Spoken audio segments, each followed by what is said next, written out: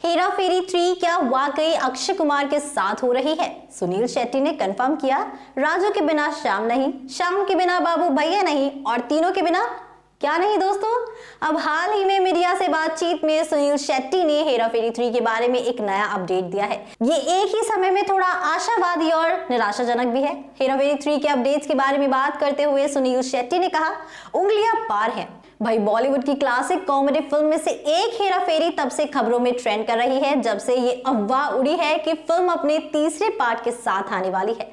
हालांकि दोस्तों ये तब से काफी विवादों में भी रहा क्योंकि ऐसी खबरें थी कि अक्षय कुमार राजू के रूप में अपनी भूमिका को दोबारा नहीं निभाएंगे। भाई फैंस काफी मायूस थे। अब हाल ही में मीडिया से बातचीत में फिल्म में श्याम की भूमिका निभाने वाले सुनील शेट्टी ने एक नया अपडेट शेयर किया है।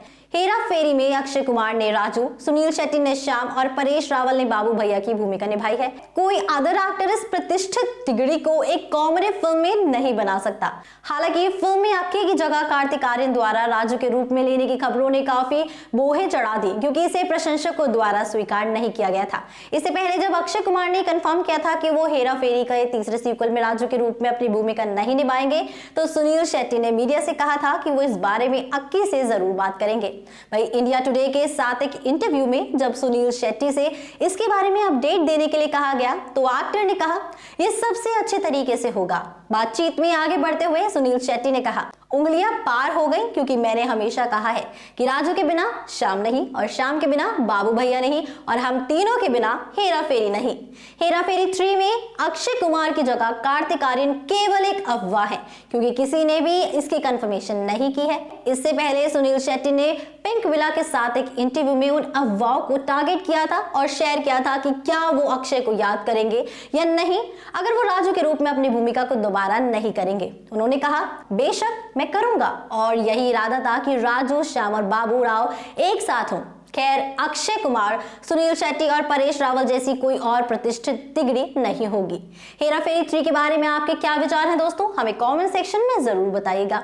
साथ ही एक खुलासा ये भी रहा कि हेरा फेरी 3 क्यों नहीं बनी और क्यों ठंडे बस्ते में डाल दी गई थी। इसकी असली वजह बॉलीवुड हंगामा द्वारा 20 साल पहले जब हेरा फेरी रिलीज हुई थी, ये सिनेमाघरों में एक बड़ी ऑफिशियल सफलता नहीं थी, लेकिन इन वर्षों में इसने ज्यादा लोकप्रियता हासिल की। इसलिए ये कोई आश्चर्य की बात नहीं थी कि इसके सीक्वल फिर हेरा फेरी ने बम्पर शुरुआत की और न केवल सिनेमाघरों में बल्कि टीवी पर भी अच्छा खासा प्रदर्शन किया था।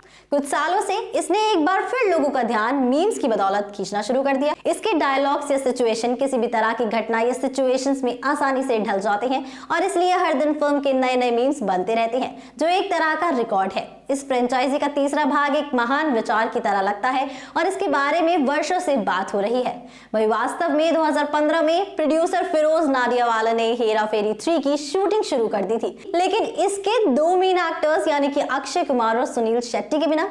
इसके बजाय जॉन इब्राहिम और अभिषेक बच्चन ने नेहा शर्मा के साथ कदम रखा था, जबकि तीसरे लीड परेश रावल को भी भाग 3 के लिए बरकरार रखा गया था। आर्थिक दिक्कतों के चलते शूटिंग स्टेज के दौरान ही ये ठप हो गई थी। बॉलीवुड हंगामा को अब पता चला है कि फ्रेंचाइजी को पुनर्जीवित करने के लिए कुछ समय पहले का एक प्रयास किया गया था। एक सूत्र के मुताबिक प्रोड्यूसर फिरोज नाडियावाला ने हेरा फेरी 3 के लिए अक्षय कुमार से बात की है। अक्षय ने बोर्ड पर आने का फैसला किया, लेकिन उनकी 2 शर्तें थी। पहली शर्त ये थी कि वो ड्रीम गर्ल 2019 के डायरेक्टर राज शांडिल्य के द्वारा इस फिल्म को डायरेक्ट करवाना चाहते थे। उन्होंने महसूस किया कि राज एक मसाला आइकॉनिक कॉपर को संभालना जानते हैं और ये उनकी पहली फिल्म से क्लियर हो गया था। दूसरा, अक्षय ने 70% प्रॉफिट शेयर के लिए भी कहा था। सूत्र आगे कहते हैं, फिरोज नाडियावाला ने हालांकि दूसरी शर्त के कारण मना कर दिया था। राज शांडिल्य ने भी विनम्रतापूर्वक मना कर दिया था क्योंकि वो जानते थे कि हेरा फेरी एक प्रतिष्ठित फ्रेंचाइजी थी और उन्हें लगा कि वो इसके साथ न्याय नहीं कर पाएंगे। अब 2 साल पहले ही इस प्रोजेक्ट को पुनर्जीवित किया गया था और उस समय अनुभवी film director Indra Kumar sequel का डायरेक्शन करने वाले थे, लेकिन ये असल में नहीं आया। इंद्र कुमार और उनके पार्टनर अशोक ठकेरिया से संपर्क करने की कोशिश की गई थी, लेकिन वो कमेंट्स के लिए अवेलेबल नहीं हो पाए थे। संपर्क करने पर राज शांडिल्य ने एक्सेप्ट किया कि उन्हें फिल्म की पेशकश की गई थी। वो कहते हैं, हाँ मुझे हेरा फेरी 3 के लिए संपर्क किया गया था, लेकिन तारीखें मेरे अगले डायरेक्शन प्रोजेक्ट के साथ टकरा रही थी और कुछ अन्य कारण भी थे, इसलिए मैं ऐसा नहीं कर सका। वो ये भी कहते हैं कि मैंने फिरोज सर के साथ पहले वेलकम बैक में एक कॉन्वर्सेशन राइटर के साथ में काम किया था और इसलिए मैं उन्हें अच्छी तरह से जानता हूँ। इस बीच एक ट्रेंड सूत्र का कहना है, हेरा फेरी 3 शायद सबसे ज्यादा पसंदीदा सीक्वल है और सीरीज की लोकप्रियता और इसकी फैन फॉलोइंग किसी भी अन्य फिल्म फ्रेंचाइजी से काफी ज्यादा है। भाई यदि हेरा फेरी 3 वास्तव में मूल कलाकारों के साथ बनाई गई है और दिवाली या ईद पर रिलीज हुई है तो ये आसानी से रुपयों की ओपनिंग हासिल कर सकती है, 40 करोड़ प्लस या फिर 50 करोड़ प्लस।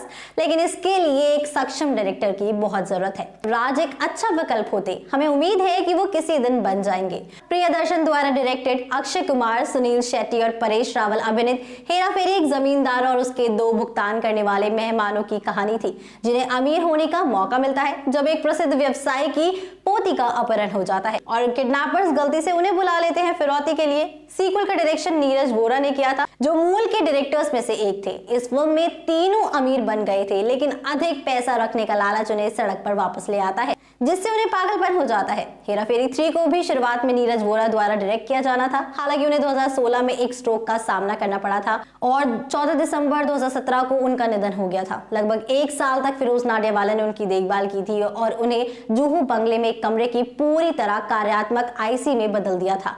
सुनील शेट्टी ने आभार व्यक्त किया है कि हेरा फेरी पर काम आखिरकार अक्षय कुमार और परेश रावल के साथ शुरू होगा। अब हाल ही में परेश और सुनील के साथ अक्षय की शूटिंग के वीडियो क्लिप ऑनलाइन सामने आए थे, लेकिन बाद में ये क्लियर किया गया था कि उन्होंने केवल फिल्म के प्रोमो के लिए शूट किया था। भाई अक्षय ने पिछले साल कहा था कि वो हिट कॉमेडी फ्रेंचाइज की नई फिल्म का हिस्सा नहीं होंगे और बाद में ही सुनील शेट्टी ने एक लंबा सोशल मीडिया पोस्ट लिखा जिसमें बताया गया था कि कैसे फिल्म प्रोडक्शन और प्रोसेस में किए गए निर्णय सभी अभिनेता और अन्य रचनात्मक लोगों के बारे में नहीं है। इसमें से बहुत कुछ फिल्म प्रोडक्शन के बिजनेस के बारे में है। एक लिंक्डइन पोस्ट में सुनील ने लिखा, तो हेरा फेरी 3 आखिरकार हो रही है। परेश जी और अक्की यानी कि अक्षय के साथ सेट पर वापस आने के लिए तत्पर है। सभी अच्छी चीजों की तरह इसमें भी कुछ समय लगेगा, लेकिन अंत में ये एक राहत की बात है। इस सवाल का जवाब, फिल्में हमारी संस्कृति का इतना बड़ा हिस्सा हैं और फिर भी बहुत से लोग ये नहीं समझते हैं कि फिल्म बनाने में क्या जाता है। रचनात्मक चुनौतियों के अलावा फिल्म व्यवसाय की व्यावसायिक मॉडल और जरूरत इसे किसी अन्य की तरह डिफिकल्ट बनाती है।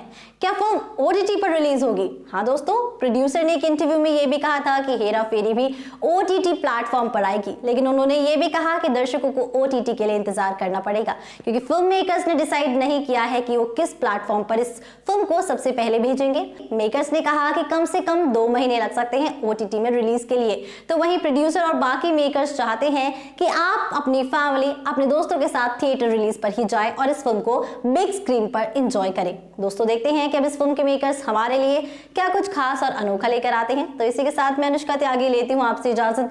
हमारी आज की राइटर है फिजा।